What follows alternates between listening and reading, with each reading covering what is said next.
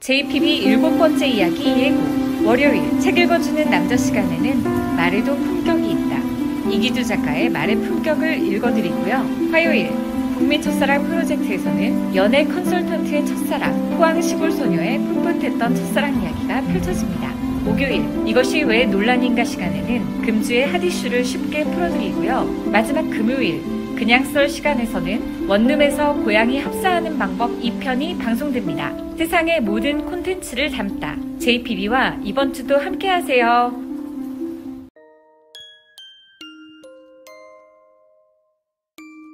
추천하는 책을 두 가지 명장면, 명대사로 압축해 책을 읽어주는 코너, 책 읽어주는 남자 시간입니다. 이번 시간에 다뤄볼 책은 2017년 출시된 이기주 작가의 말의 품격입니다. 이 책은 제목에서도 알 수 있듯이 말에도 품격이 있다는 주제로 말의 중요성을 다양한 에피소드를 통해 풀이하는 책입니다. 말의 품격은 예스24에서 2017년 올해의 책 후보 도서이자 2017년 올해의 책 선정 도서로 쉽게 읽히면서도 말과 관련한 배움을 준다는 점에서 시사하는 바가 큰 작품입니다. 현재 우리가 사는 사회는 말만 잘해도 먹고 산다는 이야기가 허구가 아닐 정도로 말에 대한 중요성이 어느 때보다 강조되고 있습니다.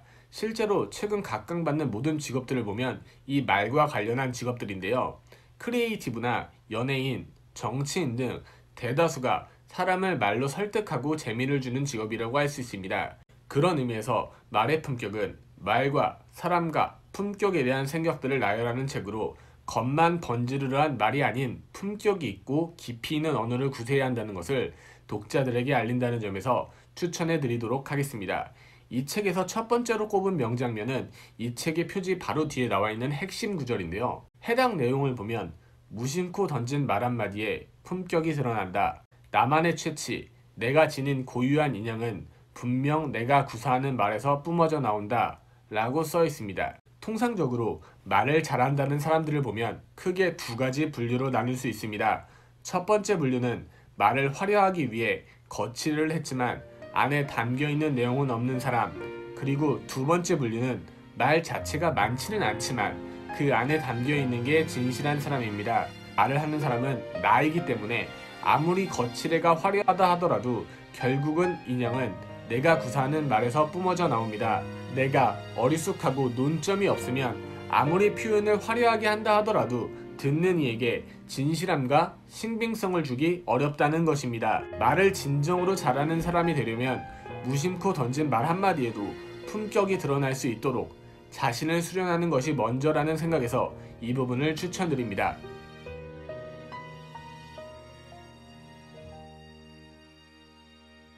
두 번째로 꼽은 명대사는 삶의 지혜는 종종 듣는 데서 비롯되고 삶의 후회는 대개 말하는 데서 비롯된다는 구절입니다.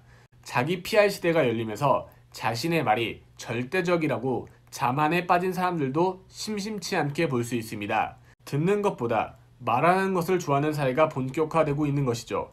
하지만 동서고금을 막론하고 말하는 것보다 듣는 것에 집중하라는 이야기가 있습니다. 듣는다는 것은 새로운 정보를 얻는 것이고 말하는 것은 자신의 지식을 남에게 배포하는 행위라고 본다면 이해가 쉽게 되실 겁니다. 또 말은 생각 없이 하면 자신을 위협하는 무기가 되지만 경청은 잘하면 새로운 정보나 나를 위기에서 구해줄 방어막이 됩니다. 어떤 이는 믿는 사람에게 한 이야기가 어느 순간 퍼져 곤란해진 경험이 있을 것이고 또 어떤 이는 누군가의 말을 잘 들어 활용해 도움이 되셨던 기억이 있을 겁니다. 자기 PR 시대에 말을 하지 않는 것만큼 답답한 일은 없지만 그래도 말하는 것보다 경청하는 것이 스스로 진일보할 수 있는 기회를 준다는 것을 말의 품격은 말하고 있는 것입니다.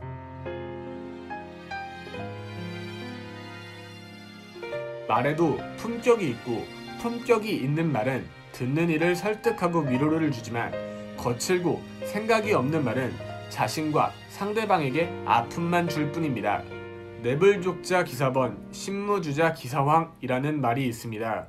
내면이 부족한 자는 그 말이 번잡하고 마음의 주관이 없는 자는 그 말이 거칠다는 뜻입니다.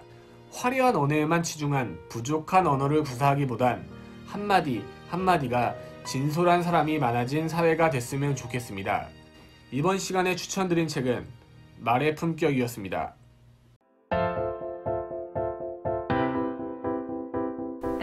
안녕하세요. 국민 첫사랑 프로젝트 류지입니다. 네, 오늘 게스트 먼저 소개해드릴게요. 안녕하세요. 안녕하세요. 네, 자기소개 부탁드립니다. 네, 저는 지금 듀오에서 연애 컨설턴트를 하고 있는 헛똑똑이입니다. 직업이 연애 컨설턴트세요? 홍보팀에서 근무를 하고 있는데 네. 이제 하다 보니까 연애 컨설팅을 해줄 수 있는 기회가 좀 생겨서 컨설턴트 역할도 좀 하고 그럼 있어요. 완전 연애 박사 아니에요? 닉네임이 헛똑똑입니다. 자기 거는 잘 못하는. 네, 원래 객관적인 남의 것만 잘 보는. 네, 그렇구나. 알겠습니다. 연애 박사님의 그 첫사랑은 어떨지 너무 궁금한데요. 네, 첫사랑은 혹시 몇 살 때 하셨어요? 심리적인 첫사랑 먼저 얘기해야 되나? 아니 그럼 심리적이고 물리적인 첫사랑이 따로 있나요? 현실에 존재하는 사람과 존재하지 않는 첫사랑이 있어서 네, 그럼 일단 현실에 존재하지 않는 첫사랑은? 초등학교 5학년 때 G.O.D 데뷔 무대를 보면서 네. 윤계상 씨를 사랑합니다.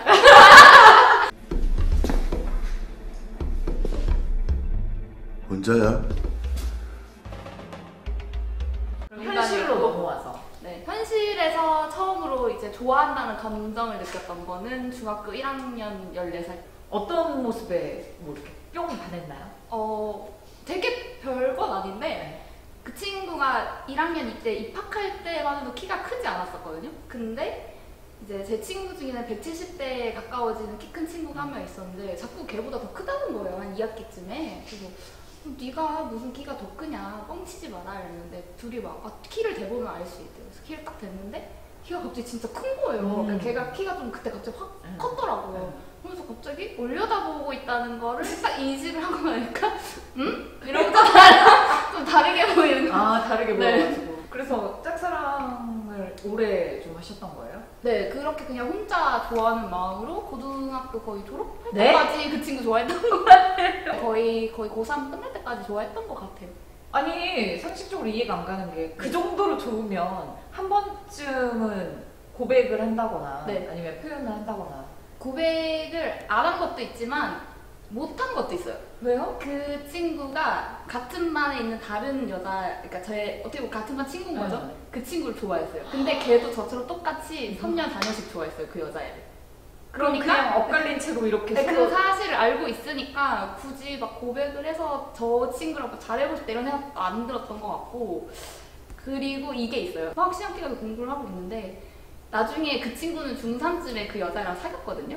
근데 이제 무슨 기념일이었나 봐요. 100일이었나? 또 그랬던 것 같은데 이제 독서실 앞에 그 촛불 이벤트를 해놓은 거예요. 그 남자애들이 자기들끼리 와가지고. 근데 뭣도 모르고 이제 막 공부를 하고 있다가 저랑 지금까지 가장 친하게 지내는 중학교 친구가 있는데 걔가 갑자기 야 너 나오지 마 이랬나. 그래서 나오지 말라는 식으로 얘기를 해서 그냥 별 생각 없이 앉아있다가 이제 좀 집에 가려고 정말 그냥 모르고 있다가 가방 싸고 나왔는데 그 장면을 딱 본 거예요. 이거 지워주세요. 이 기억 지워주세요. 그래서 이러고 이제 그냥 집에 가려고 하는 길에 그걸 보고 이제 애들이랑 또 마주쳤으니까 바로 갈 수가 없잖아요. 그래서 또 서 있었어요. 그러고 있는데 근데 또 그 남자가 꽃다발이 이런 걸 가지고 이렇게 좀 컸었거든요. 근데 또 동네가 되게 엄해서 어머님들이 막 네. 이렇게 막 남자친구 있는 걸 알고 난리가 나는 동네였거든요. 그러니까 꽃을 못 들고 가는 거예요, 걔가. 근데 저희 집은 별로 그런 거에 신경 쓰지 않고 뿌리는 걸 애들이 알고 있었어요. 그래서 이거 좀 하루 맡아주면 안 돼라고 얘기를 하는 거예요. 누구예요? 그 말을 한 사람은 진짜 너무 짜증난다. 그 여자친구였어요. 중3, 네, 그 친구의 짝사랑이었던 여자예요. 그 여자는 알고 있었어요? 헛똑이님이 그 사람을 좋아한다는 걸. 그 친구는 알았을 수도 있고 몰랐을 수도 있어요. 근데 알았으려나? 그래서 맡아줬어요? 네, 또 거기서 어떻게 또 안 된다고 하겠어요. 그래서 부들부들. 그 시험 기간에 안 그래도 지치고 힘든데 이제 그걸 받아서 집에서 이렇게 딱 놔두고 근데 그날 또 비가 왔어요. 너무 가슴 아파. 이거 너무 가슴 아파. 그러니까 정리하자면 네. 내가 좋아하는 사람이 사랑하는 사람에게 고백한 꽃을 내가 대신 맡아준 거네요. 보관해줬죠. 네. 그 상상만 해도 가슴이 무너져 내리고 가슴이 너무 아파서 맞아. 나중에는 이제 굳이 내가 이거 왜 보관해줬지 생각이 들긴 했는데 그땐 진짜 아무 생각 없이. 와 이건 너무 가슴 아프다. 근데 아까 반했을 때 네. 이렇게 키가 크고 내가 올려다보는 모습에 반했다고 그랬지? 네. 근데 올려다볼 수 있는 사람이 사실 굉장히 많잖아요. 아. 근데 그런 것만 보고 다 반할 수는 없는데 어떤 모습이 그렇게 5, 6년간 좋아할 수 있는 모습이었어요? 아 그게 특별히 기억이 진짜 없어요. 아. 그냥 진짜 이 순간 그 한 꽂혔던 기분에 이제 계속 의식이 되면서 약간 긴장된다 해야 되나? 그러니까 그 친구가 있을 때 뭔가 행동하는 게 계속 의식이 되고 막 이런 감정이 한번 들고 나니까 또 제가 왜 헛똑똑이겠어요? 한번 좋아하면 또 이렇게 쉽게 마음을 잘 못 커두어서 그게 성격인가 봐요. 지금도 그러죠? 네. 그래서 윤계상 씨 사랑합니다. 1999년도부터 사랑하고 있어요. 네. 그 첫사랑이 끝나고 나서 그때의 마음이 지금은 좀 어떻게 나와 있어요?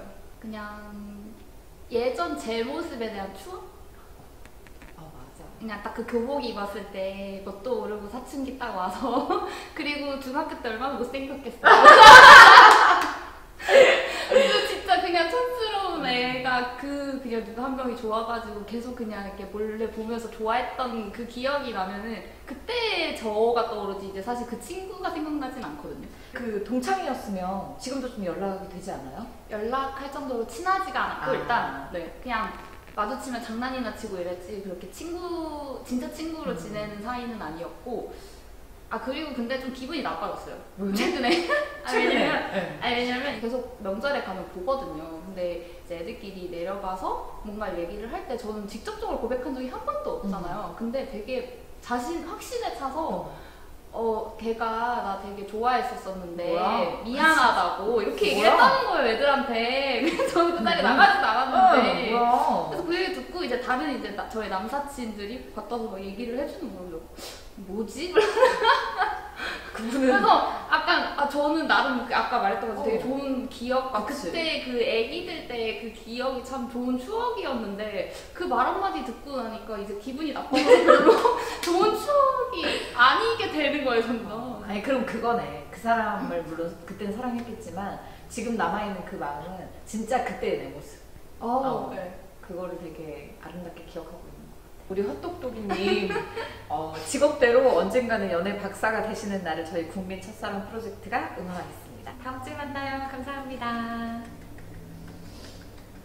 최근 화제가 되는 내용을 알기 쉽게 풀어주는 코너 이것이 왜 논란인가 시간입니다. 이번 시간에 다뤄볼 주제는 이수혁 폭행 사건입니다. 해당 폭행 사건과 관련해 양측의 주장이 엇갈리고 있고 경찰에서도 아직 조사 중에 있어 이번 시간에는 어느 한쪽을 콕 짚어 지정하지 않고 관련 내용을 위주와 사태의 심각성에 대해 말씀드리겠습니다. 일단 이수혁 폭행 사건은 한 주점에서 남성 일행과 여성 일행의 시비로 불거진 사건입니다. 내용만 보면 단순 시비로 인한 사건이지만 관련 내용을 한 여성이 포털사이트 네이트판에 폭행을 당해 입원 중이나 힘센 남성들이 여성 등을 폭행했다며 사건이 커졌습니다. 특히 관련 글이 청와대 국민청원 게시판에 오르면서 20만 명 이상 동참하며 사회적인 이슈로 불거졌죠. 하지만 이후 여성 일행 측에서 먼저 입에 담기 힘든 욕설과 심한 비하 발언 등을 했다는 동영상이 공개되고 단순 시비로 인한 사건이 남녀 간의 갈등으로 심화된 사건입니다. 아직 결과는 나오지 않았고 경찰이 수사 중에 있는 관계로 재차 강조하지만 이번 영상은 어느 쪽에 편을 들지 않겠습니다. 다만 한 가지 짚고 넘어가야 할 부분이 있습니다. 이는 최근 우리나라 사회에서 미친 듯이 번지고 있는 남녀 갈등입니다. 언제부터 우리나라 사회는 남자와 여자, 여자와 남자가 서로를 피하하면서 인터넷이라는 익명의 공간을 통해 갈등이 심화되고 오프라인에서도 이러한 논란이 거세지고 있습니다. 어느 순간 한남이라는 단어와 메갈이라는 단어가 남녀 간의 서로를 비하하는 말로 떠오르고 있는 것이죠.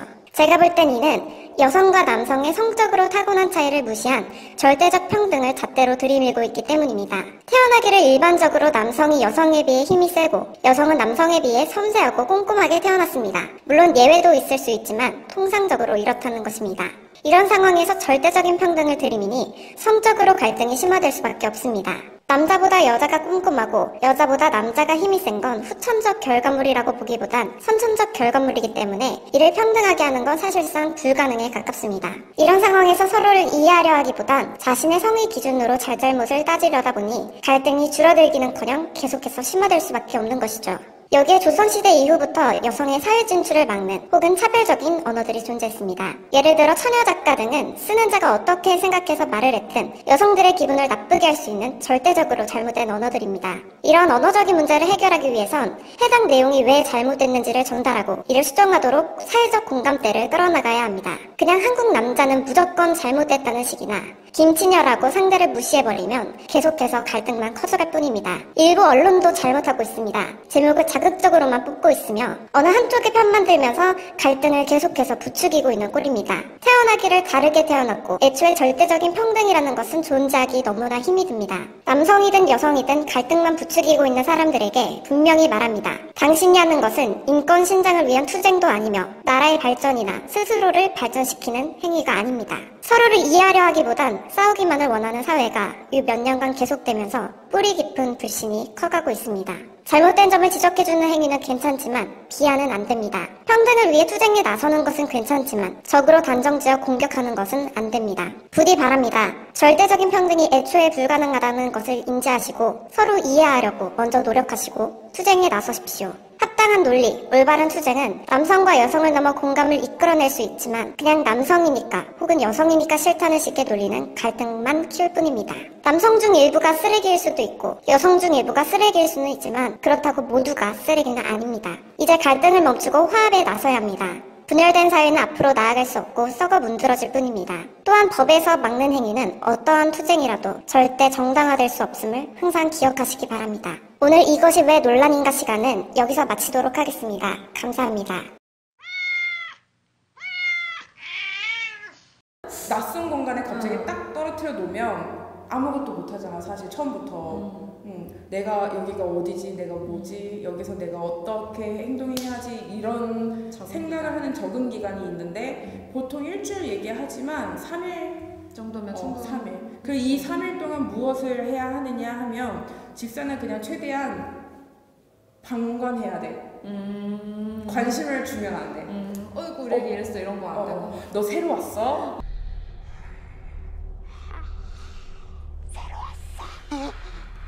나 좀 봐줘 이러면 이제 애들이 더 스트레스를 받아 하는 거지. 그러면 그 3일 동안 뭘 하냐? 방관은 하되 계속 관찰을 하는 거고 그 관찰하는 시간 동안 제일 중요한 건 이 아이가 물을 먹는지. 이 아이, 고양이들은 물을 먹지 않으면 간 수치가 급격하게 올라가는데 뭐 하루 정도는 있을 수 있지만 이 고양이가 이틀 반, 2.5일 이상 그리고 3일 이상까지 물을 절대 입도 안 된다 하면 이건 병원에 바로 데려가야 되거든. 가서 바로 조치를 취해줘야 되기 때문에 첫 번째 물을 먹는지 확인하고 두 번째 이 친구가 아침에 자고 일어났을 때 이렇게 기지개를 펴는지 그루밍을 하는지 이런 거. 혹은 스크래처를 사용하는지 요 정도를 조금 확인하면 되겠지. 그러면 이제 청각, 후각까지는 뭐 이렇게 파티션 해놔서 끝이 났는데 이제 시각은 그럼 언제쯤 들어가는 거예요? 시각은 사실 한 10일 정도? 일주일 정도? 10일 정도 적응 기간 적응기간을 두고 있는 것 같아. 그 후각 같은 경우는 이제 어떻게 하느냐 하면은 이제 모 프로그램에서 많이 나오는 방법 중 하나가 양말?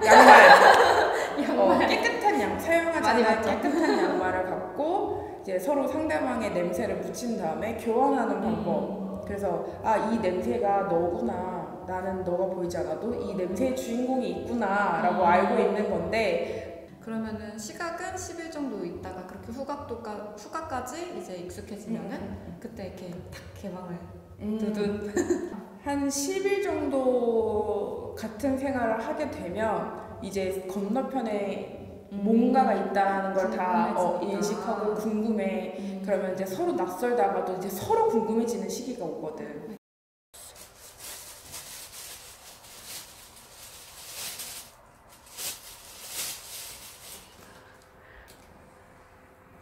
안녕. 야, 순이가 싫대, 깜들아.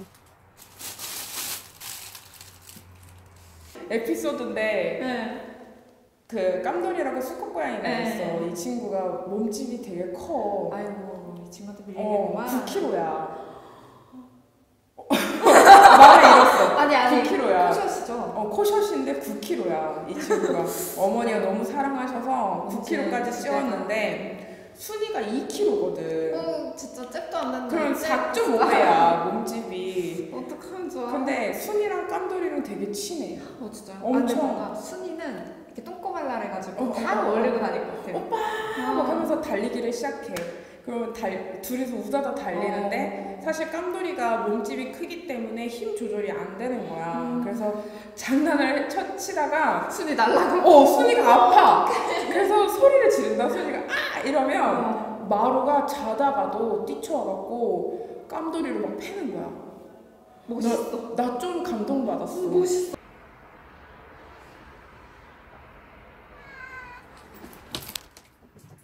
야!